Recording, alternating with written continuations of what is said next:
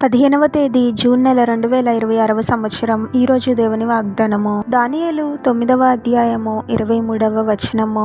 నీవు బహుప్రియుడవు గనుక నీవు విజ్ఞాపనము చేయనారంభించినప్పుడు ఈ సంగతిని నీకు చెప్పుటకు వెళ్ళవలెనని ఆజ్ఞ బయలుదేరెను. సహోదరి సహోదరులారా, దానియేలు హృదయపూర్వకముగా ప్రభువునకు మొరపెడుతూ ఉన్నప్పుడు ప్రభు నుండి వచ్చిన గాబ్రియేలు దానియేలుతో పలుకుతున్న మాటలివి. నీవు బహుప్రియుడవు అంటే నీవు ప్రభు చేత ఎంతగానో ప్రేమించబడ్డవాడవు. నీవు విజ్ఞాపనము చేయనారంభించినప్పుడు అంటే దానియేలు ప్రార్థించడం మొదలు పెట్టగానే ఈ సంగతిని నీకు చెప్పుటకు వెళ్ళవలెనని ఆజ్ఞ బయలుదేరెను.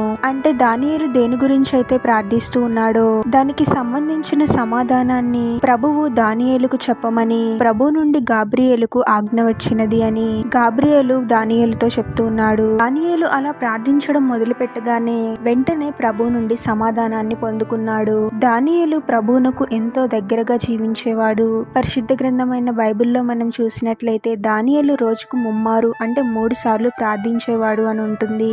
మంచి ప్రార్థనా జీవితం, ప్రభుపై ఆధారపడటం, ప్రభు పైన గొప్ప విశ్వాసాన్ని కలిగి ఉండటం, నిజాయితీగా జీవించడం, ప్రభు కోసము నిలబడటం, ఇవన్నీ దానియేలుకు ఉన్న గొప్ప లక్షణాలు. ప్రభువునకు ఇష్టమైన జీవితాన్ని జీవించిన దానియేలు ప్రభువు నుండి వెంటనే సమాధానాన్ని పొందుకున్నాడు. అటువంటి దానియేలును సింహాల గుహలో వేసినప్పటికీ ప్రభువు విడిచిపెట్టలేదు. ఆశ్చర్యరీతిగా ప్రభువే కాపాడాడు. మనం యథార్థంగా జీవిస్తూ ప్రభు పట్ల భయభక్తులు కలిగి ఉన్నప్పుడు ప్రభువే అన్ని విషయాలలోనూ మనకు తోడుగా ఉంటాడు. మన ప్రార్థనను తప్పకుండా ఆలకిస్తాడు. మనలో చాలా మంది మంచి జీవితాలను జీవించాలి, ఆశీర్వదింపబడాలి అనుకుంటామే కానీ ప్రభు పట్ల భయభక్తులు కలిగి జీవించము.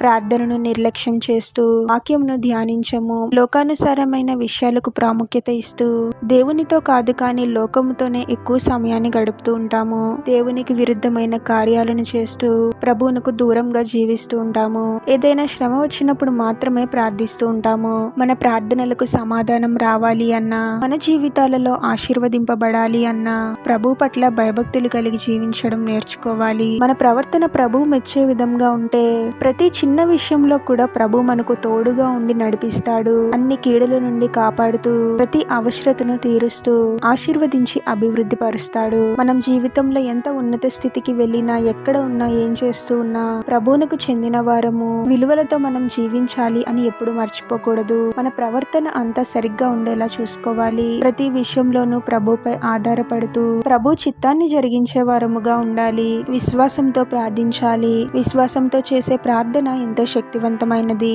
గొప్ప విశ్వాసాన్ని కలిగి ఉన్న వారి జీవితాలలో గొప్ప అద్భుతాలు జరుగుతాయి. ప్రార్థన. పరిశుద్ధుడవగు ప్రభువా, మీ పరిశుద్ధమైన నామమునకు తరతరములు యుగయుగములు మహిమ కలుగును గాక. మరొక నూతన దినంలోనికి మమ్మల్ని క్షేమంగా ప్రవేశింపచేసిన దేవా, మీకే స్తోత్రం తండ్రి. ఇప్పుడు మేము మిమ్మల్ని నిందించే వారముగా కాకుండా మా జీవితాలను సరిచేసుకునే వారముగా మమ్మల్ని దీవించండి తండ్రి. లోకానికి, లోకపు కార్యాలకు కాదు కానీ మీకే ప్రాముఖ్యత ఇవ్వాలి ప్రభువా. మా ఆలోచనలు, మాటలు, క్రియలు వాక్య ప్రకారము ఉండే విధంగా దీవించండి తండ్రి. వ్యతిరేకమైన పరిస్థితులను బట్టి భయపడే వారముగా కాకుండా మిమ్మల్ని బట్టి గొప్ప విశ్వాసంతో ప్రార్థించే వారముగా మమ్మల్ని దీవించండి తండ్రి. బలమైన ప్రార్థన ఆత్మను అనుగ్రహించండి ప్రభువా. మా ఇష్టాలకు కాదు కానీ మీ చిత్తానికే ప్రాముఖ్యత ఇవ్వాలి తండ్రి.